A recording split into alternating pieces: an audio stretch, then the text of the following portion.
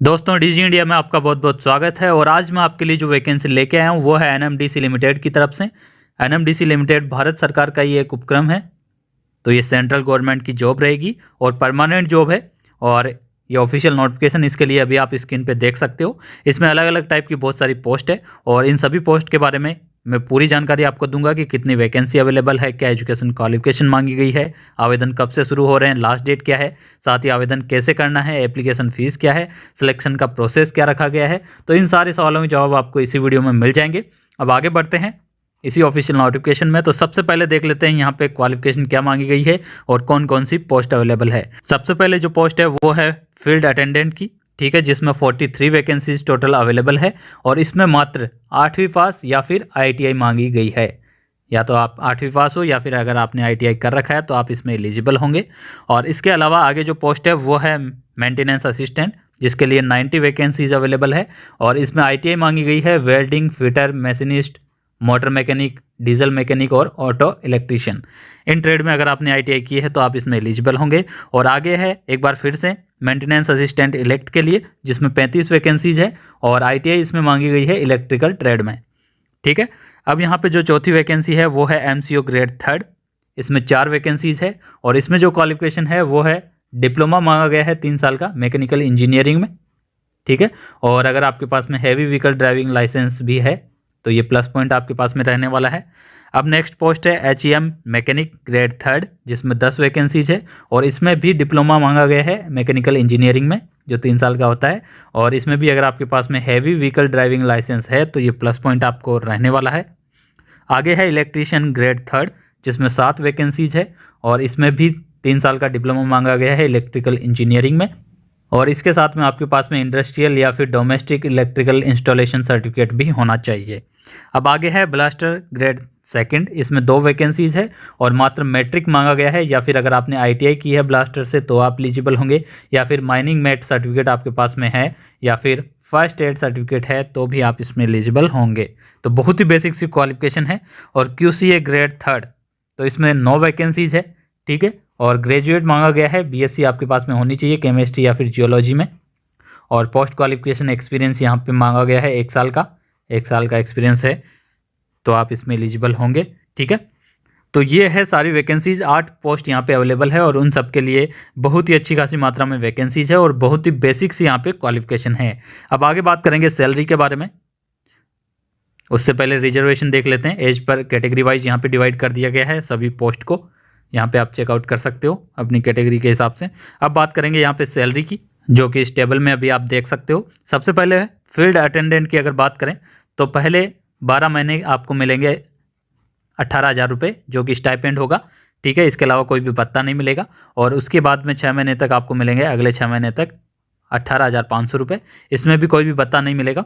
जब ये 1.5 साल का पीरियड आपका कंप्लीट हो जाएगा, ये ट्रेनिंग पीरियड कहलाएगा।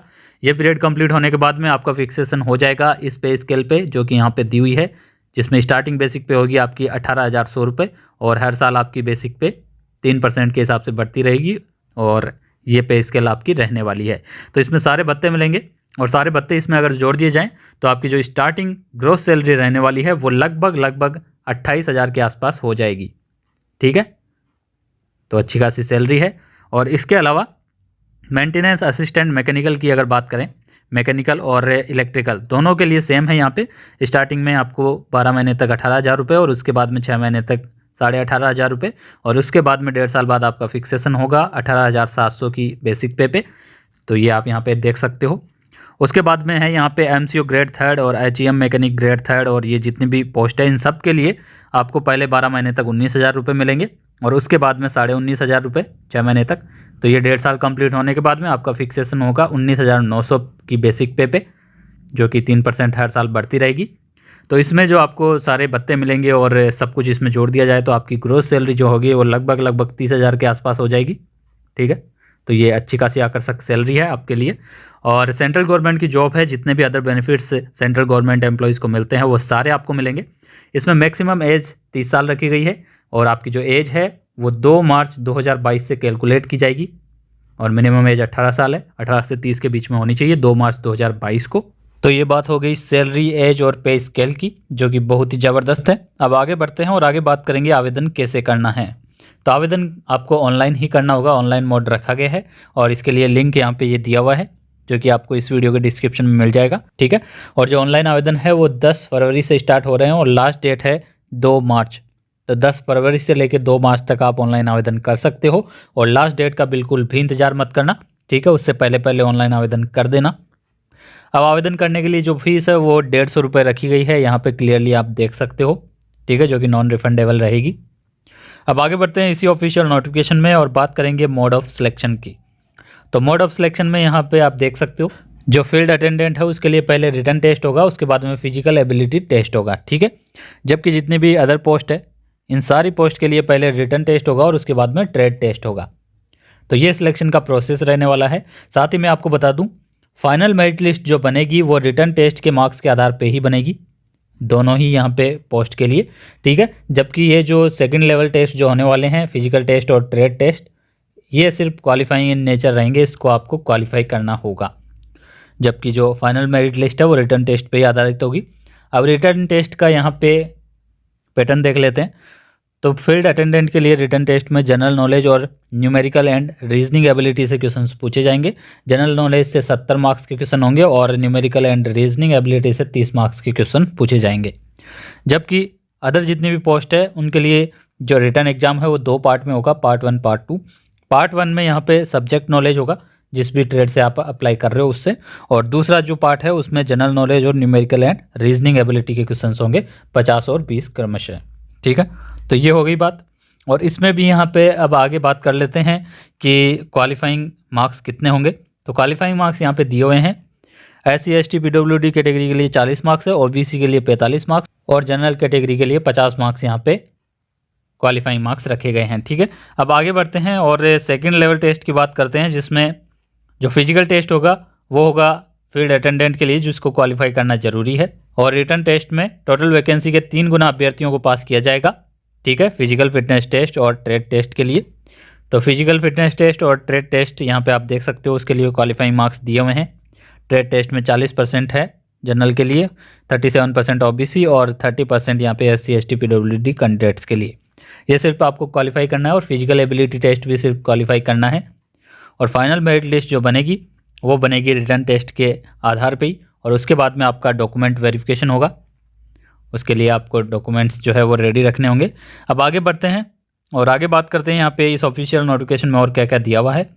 और जब आप ऑनलाइन आवेदन करोगे तो जो एप्लीकेशन फॉर्म आपका लास्ट में जनरेट होगा उसका आप प्रिंट आउट जरूर रख लेना अपने पास, ठीक है, हार्ड कॉपी निकाल के।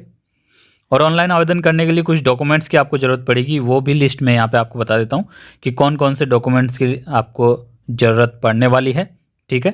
तो यहाँ पे एक बार फिर से चेकआउट कर लेते हैं कि कौन कौन से डॉक्यूमेंट्स की आपको ज़रूरत पड़ेगी। तो यहाँ पे आप देख सकते हो एक लिस्ट आपको दिखाई दे रही होगी। यहाँ पे आपको ये डॉक्यूमेंट्स की लिस्ट मिलेगी जिसमें यहाँ पे आपकी पासपोर्ट साइज फ़ोटोग्राफ ये आपको स्कैन करवा के रखने होंगे सॉफ्ट कॉपी में, और 10th का सर्टिफिकेट, 8th का सर्टिफिकेट हो गया, ठीक है, फील्ड अटेंडेंट के लिए। और इसके अलावा जितने भी सर्टिफिकेट आपको ज़रूरत है जैसे एक्सपीरियंस सर्टिफिकेट हो गया या जो भी क्वालिफिकेशन मांगी गई है इंजीनियरिंग की, उन सब के सर्टिफिकेट आपको चाहिए होंगे। और कास्ट सर्टिफिकेट, कैटेगरी सर्टिफिकेट जो है वो चाहिए होगा। डिसेबिलिटी सर्टिफिकेट अगर आप इससे आवेदन कर रहे हो तो ये भी आपको चाहिए होगा। तो ये डॉक्यूमेंट्स आप पहले ही स्कैन करवा के रख लें, ठीक है, सिग्नेचर को भी स्कैन करवा के रख लें। ये सारे डॉक्यूमेंट्स आपको अपलोड करने होंगे ऑनलाइन आवेदन करने के लिए। और ये वेबसाइट है, एक बार फिर से मैं आपको बता देता हूँ, जिसका लिंक आपको डिस्क्रिप्शन में मिलेगा। यहाँ पे जाके आपको ऑनलाइन आवेदन करना है। अभी आवेदन स्टार्ट नहीं हुए, जैसे ही आवेदन स्टार्ट होंगे आपको स्टेप बाय स्टेप वीडियो मिल जाएगा हमारे इसी चैनल डीजी इंडिया पे, ठीक है। वहाँ से देख के आप ऑनलाइन आवेदन खुद ही अपने मोबाइल फ़ोन से कर सकते हो। और ये थी पूरी इन्फॉर्मेशन इस ऑफिशियल नोटिफिकेशन और इस वैकेंसी से रिलेटेड। फिर भी अगर आपका कोई भी डाउट है या कोई भी सुझाव देना चाहते हो तो बेझिझक दे सकते हो। और हमारे चैनल डीजी इंडिया पे इसी प्रकार गवर्नमेंट जॉब से रिलेटेड हर एक इन्फॉर्मेशन आपको मिलती है, चाहे वो विज्ञप्ति जारी होने की बात हो या फिर एडमिट कार्ड जारी होने की बात हो या रिजल्ट घोषित होने की बात हो। हर एक इन्फॉर्मेशन आपको हमारे चैनल पे मिलती है। और ये इन्फॉर्मेशन आपको कैसी लगी कमेंट बॉक्स में जरूर बताना और सब्सक्राइब करके जरूर जाना। Thank you friends, thanks for watching this video.